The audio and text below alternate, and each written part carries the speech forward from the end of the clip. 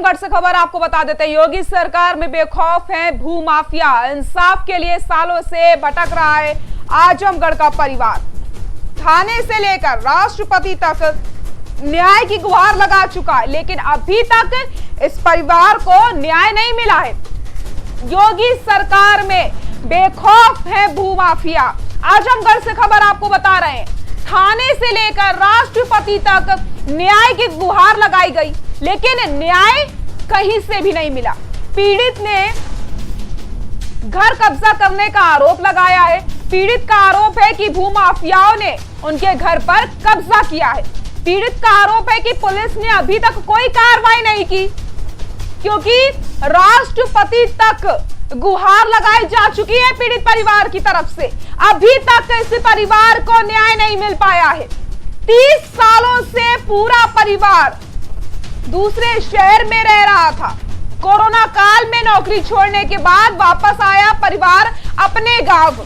Corona काल से आजमगढ़ में ही किराए में रह रहा है परिवार।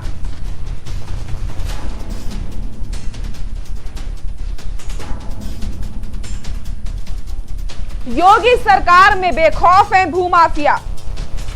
आजमगढ़ से खबर आपको बता रहे हैं, इंसाफ के लिए सालों से भटक रहा है आजमगढ़ का परिवार, लेकिन इस परिवार को इंसाफ नहीं मिल पाया है। थाने से लेकर राष्ट्रपति तक न्याय की गुहार लगाई जाती है, लेकिन अभी तक न्याय कहीं से भी इस परिवार को नहीं मिल पाया है।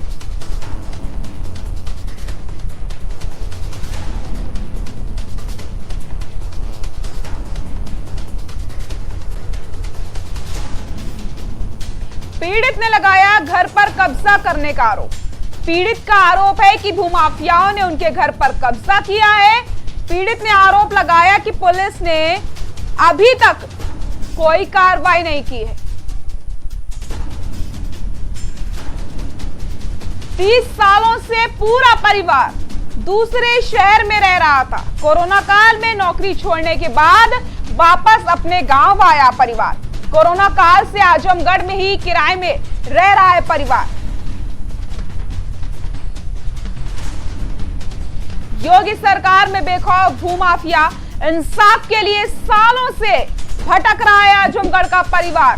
थाने से लेकर राष्ट्रपति तक न्याय की गुहार लगाई जा चुकी है, लेकिन अभी तक इस परिवार को न्याय नहीं मिल पाया है।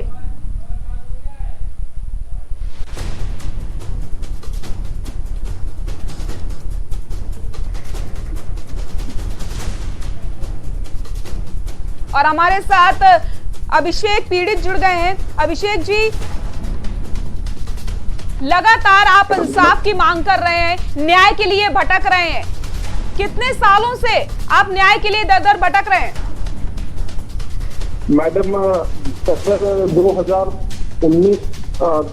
2 दिसंबर 2019 को हम आजमगढ़ आए थे जी। और उसके बाद सिंस जनवरी 2020 से ये मशक्कत चल रही है। और उसके बाद जब से लॉकडाउन लगा मैडम, पूरे इतना ज्यादा हम लोग स्ट्रगल कर रहे हैं। ना प्रशासन का साथ मिल रहा है, ना उत्तर प्रदेश पुलिस साथ दे रही है, और कहीं कोई सुनवाई नहीं है मैडम। पूरे उत्तर प्रदेश प्रशासन में, पुलिस में, कहीं भी।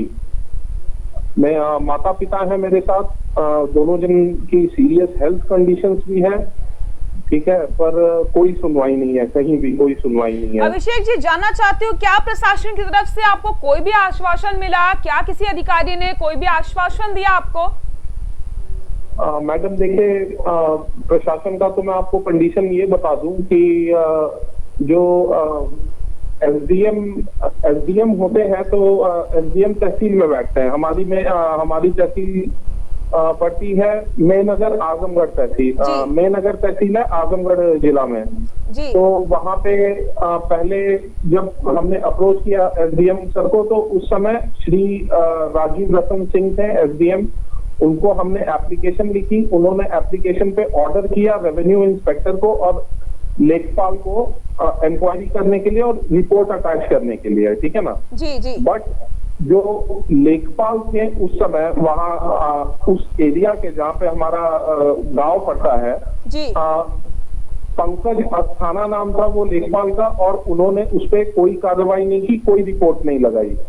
उसके बाद श्री राजीव रतन सिंह का ट्रांसफर हो गया वहां से। उसके बाद एक दूसरी मैडम आई वहां पे एसडीएम, जिनका नाम है श्रीमती प्रियंका प्रियदर्शनी, ठीक है ना। जी, हम जी। लोगों ने श्रीमती प्रियंका प्रियदर्शनी जी को भी अप्रोच किया इसके रिगार्डिंग कि ऐसा ऐसा मामला है, और इससे पहले भी एप्लीकेशन दी गई है, अभी तक कोई उस पर सुनवाई नहीं हुई है। उस एप्लीकेशन पे उन्होंने वापस से निर्देश जारी किया रेवेन्यू इंस्पेक्टर को और लेखपाल को। जी। लेखपाल फिर से वही थे पंकज अस्थाना, लेकिन उन्होंने साफ साफ फॉलो अप करने पे पंकज अस्थाना ने जो एसडीएम थी, एसडीएम मैडम को सीधे सीधे मना कर दिया कि मैडम नेताजी तो आपसे सुबह सुबह आकर मिल कर गए हैं, इस मामले में मैं नहीं बात कर सकता, आप ही उनको हैंडल कीजिए। सीधे सीधे लेखपाल अपना काम करने से सीधे मना कर दिए एसडीएम को जी। और उसके बाद से वो मामला ठंडे बस्ते में पड़ा हुआ है। अभी तक उस एप्लीकेशन पे कोई भी इंक्वायरी नहीं हुई है, कोई भी रिपोर्ट नहीं लगी है, कोई भी कार्रवाई नहीं हुई है मैडम। जी अभिषेक जी, यूसी न्यूज आपके साथ है और हम लगातार आपके साथ रहेंगे, आवाज उठाते रहेंगे जब तक आपको न्याय नहीं मिल जाता है। बहुत बहुत शुक्रिया यूसी न्यूज में अपनी बात रखने के लिए। योगी सरकार में बेखौफ है भूमाफिया, आपने पीड़ित को सुना किस तरीके से उनकी तरफ से कहा गया कि प्रशासन की तरफ से कोई भी आश्वासन नहीं मिला है। लगातार वो न्याय की गुहार लगा रहे हैं, लेकिन किसी भी प्रकार की मदद उन्हें नहीं मिल सकी है। 30 सालों से पूरा परिवार दूसरे शहर में रह रहा है और लगातार न्याय के लिए भटक रहा है परिवार। हेलो जी अभिषेक जी, शुक्रिया आपका। नमस्ते। हमारे मैं राजेंद्र पांडे और ये मेरी धर्मपत्नी कुसुमलता पांडे जी। मेरे पिताजी का नाम स्वर्गीय श्री विश्वनाथ पांडे जी है। मैं जिला आजमगढ़, तहसील मेहनगर, ग्राम पोस्ट बछवल मठिया का निवासी हूँ। मेरे पिताजी 2 भाई थे, स्वर्गीय विश्वनाथ पांडे जी और स्वर्गीय कल्पनाथ पांडे जी, जो कि हमारे चाचा थे।